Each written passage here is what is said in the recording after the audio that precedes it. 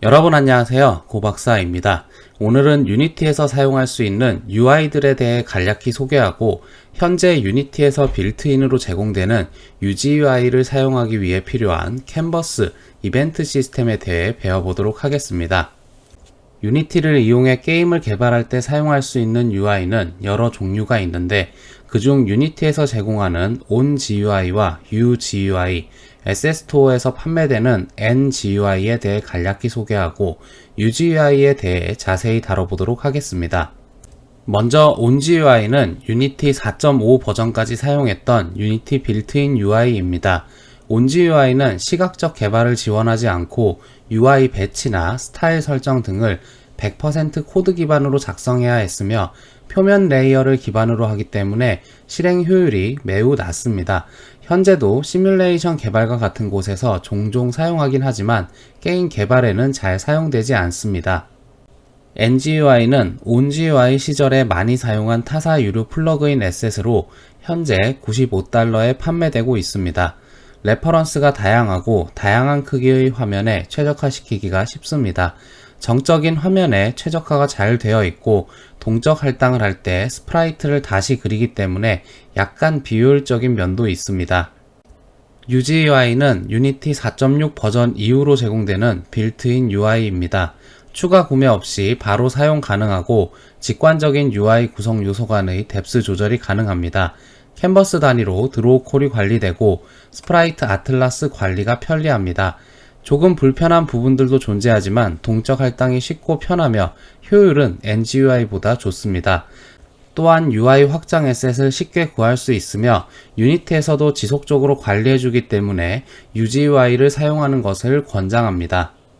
캔버스 오브젝트는 모든 UI 요소를 배치하는 영역으로 렉트 트랜스폼, 캔버스 스케일러, 그래픽 레이캐스터 컴포넌트를 가지고 있습니다. 씬 뷰에 캔버스가 없을 때 UI를 생성하면 캔버스 오브젝트가 함께 생성됩니다. 캔버스 오브젝트의 영역은 씬 뷰에서 확인 가능하며 사각형 범위 형태로 표시됩니다. 또한 캔버스 오브젝트는 하나의 씬에 여러 개 존재할 수 있습니다. 캔버스 오브젝트에 배치되는 UI는 순서에 따라 앞에 그려지거나 뒤에 그려집니다. 이벤트 시스템 오브젝트는 그래픽 레이캐스터를 이용해 충돌된 오브젝트의 이벤트를 검출하는 수단, 즉 상호작용이 가능한 UI를 사용할 때 상호작용 이벤트를 처리하는 역할을 담당합니다. 씬 뷰에 이벤트 시스템이 없을 때 캔버스 오브젝트나 UI를 생성하면 이벤트 시스템 오브젝트가 함께 생성됩니다. 이벤트 시스템 오브젝트는 하나의 씬에 하나만 존재할 수 있습니다. 렉트 트랜스폼은 트랜스폼을 상속받아 만든 UI 전용 트랜스폼입니다. 트랜스폼 컴포넌트와 마찬가지로 위치, 회전, 크기를 가지고 있으며 사각형의 치수를 결정하는 폭, 넓이를 가지고 있습니다. 또한 앵커 수치에 따라 위치와 폭, 높이 변수가 레프트, 라이트, 탑, 버텀으로 변경되기도 합니다. 피벗과 앵커를 설정할 수 있어 UI 배치 및 관리를 더욱 편리하게 할 수 있습니다. 렉트 트랜스폼을 사용하는 경우 리사이징은 와이드, 헤이트를 통해서만 하고 스케일 변수는 건드리지 않습니다. 피벗은 렉트 트랜스폼 컴포넌트를 가지고 있는 오브젝트 본인의 중심점입니다. 중심점의 위치에 따라 위치를 설정했을 때 배치되는 지점, 회전할 때 돌아가는 축, 크기 변화 등이 다르게 설정됩니다. 앵커는 부모-자식 관계에 있을 때 자식 오브젝트가 부모의 특정 변이나 꼭지점을 기준으로 고정되게 하는 기능으로 부모 오브젝트의 크기가 바뀔 때 고정된 축의 여백은 그대로 유지됩니다. 피벗과 다르게 앵커는 제공되는 앵커 프리셋을 이용해 앵커를 쉽게 설정할 수 있습니다. 앵커 프리셋의 경우 단축키를 이용해 앵커 위치만 설정하거나 앵커 위치와 객체 위치를 동시에 설정하거나 앵커 위치와 객체 피봇을 동시에 설정하거나 앵커 위치와 객체 피봇, 객체 위치를 동시에 설정할 수 있습니다. 앵커 위치에 따라 오브젝트가 어떻게 제어되는지 살펴보겠습니다. 그림은 버튼 오브젝트의 앵커 위치가 중앙일 대로 버튼 오브젝트의 부모인 패널 오브젝트 크기를 변화시키면 패널의 중앙과 버튼과의 길이는 그대로 유지됩니다. 그림은 버튼 오브젝트의 앵커 위치가 오른쪽 하단일 대로 버튼 오브젝트의 부모인 패널 오브젝트 크기를 변화시키면 패널의 오른쪽 하단과 버튼과의 길이는 그대로 유지됩니다. 그림은 버튼 오브젝트의 앵커 위치가 가로 전체와 하단일 대로 버튼 오브젝트의 부모인 패널 오브젝트 크기를 변화시키면 패널과 버튼의 좌우, 하단과의 길이는 그대로 유지됩니다.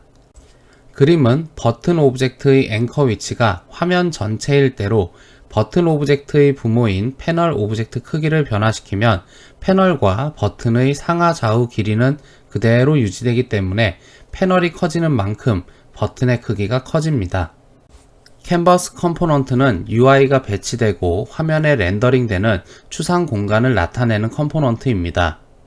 렌더 모드는 UI가 화면에 렌더링되는 방법으로 스크린 스페이스 오버레이, 스크린 스페이스 카메라, 월드 스페이스의 세 가지 모드가 있습니다. 픽셀 퍼펙트는 안티 엘리어싱 없이 UI를 정밀하게 렌더링할 때 사용합니다. 렌더 카메라는 UI를 렌더링하는 데 사용되는 카메라를 설정합니다. 플랜 디스턴스는 렌더 카메라와 UI 사이의 거리를 나타냅니다. 이벤트 카메라는 월드 스페이스 모드일 때만 보여지는 옵션으로 UI 이벤트를 처리하는 데 사용되는 카메라입니다. 렌더 모드 스크린 스페이스 오버레이는 가장 흔히 사용되는 UI 배치 방법으로 UI가 카메라의 위치와 관계없이 월드의 오브젝트보다 앞에 그려지는 렌더링 방식입니다.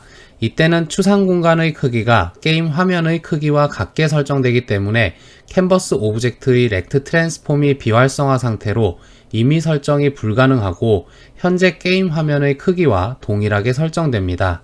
예시와 같이 카메라의 Z 위치를 -10부터 3까지 이동할 때 월드에 배치된 캡슐 오브젝트들은 카메라의 이동에 따라 크기가 커졌다가 화면에서 사라지고 다시 나타나는데 UI는 아무런 변화가 없는 것을 볼 수 있습니다. 렌더 모드 스크린 스페이스 카메라는 UI가 그려지는 위치가 렌더 카메라와의 거리 플랜 디스턴스로 설정되는 렌더링 방식입니다. 만약 플랜 디스턴스가 5라면 카메라와의 거리가 5 미만인 월드 오브젝트들은 UI보다 앞에 보이게 될 것입니다. 예시와 같이 카메라의 Z 위치를 -10부터 3까지 이동할 때 월드에 배치된 캡슐 오브젝트와 카메라의 거리가 플랜 디스턴스인 2보다 작을 때는 캡슐 오브젝트가 UI보다 앞에 보이는 것을 볼 수 있습니다. 렌더 모드 월드 스페이스는 UI가 월드에 배치된 오브젝트와 동일하게 카메라의 시야 내에서만 화면에 보이게 되는 렌더링 방식입니다. 이때는 추상 공간의 크기를 게임 월드에 배치된 오브젝트와 동일하게 설정할 수 있도록 렉트 트랜스폼이 활성화됩니다. 예시와 같이 카메라의 Z 위치를 -10부터 3까지 이동할 때 카메라와 UI 거리에 따라 UI도 점점 크게 보이게 되고 화면 밖으로 사라지는 것을 볼 수 있습니다. 캔버스 스케일러는 캔버스에 배치된 모든 UI 요소의 크기, 픽셀 밀도를 제어하는 컴포넌트입니다. UI 스케일 모드는 컨스턴트 픽셀 사이즈, 스케일 윗 스크린 사이즈, 컨스턴트 피지컬 사이즈가 있으며 캔버스 스케일러는 글꼴 크기, 이미지 테두리 등 캔버스 아래에 배치된 모든 UI에 영향을 주는데 캔버스 스케일러 옵션이 바뀌었을 경우 이미 배치된 UI의 크기, 위치 등이 바뀔 수 있기 때문에 캔버스 스케일러를 먼저 설정해야 합니다. UI 스케일 모드 콘스턴트 픽셀 사이즈는 화면 크기에 관계없이 UI의 위치나 크기가 픽셀에 대한 단순한 배율로 지정됩니다. 이때 스케일 팩터는 캔버스 아래에 배치되는 모든 UI 요소의 화면 내 비율을 나타내며 레퍼런스 픽셀스 퍼 유닛은 이미지 컴포넌트를 가지는 UI의 경우 스프라이트에 픽셀스 퍼 유닛이 설정되어 있으면 스프라이트의 1픽셀은 UI의 1유닛으로 설정합니다.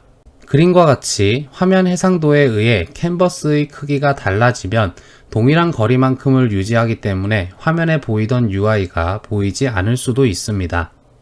UI 스케일 모드, 스케일 윗 스크린 사이즈는 화면의 크기에 따라 UI의 위치나 크기가 함께 수정됩니다.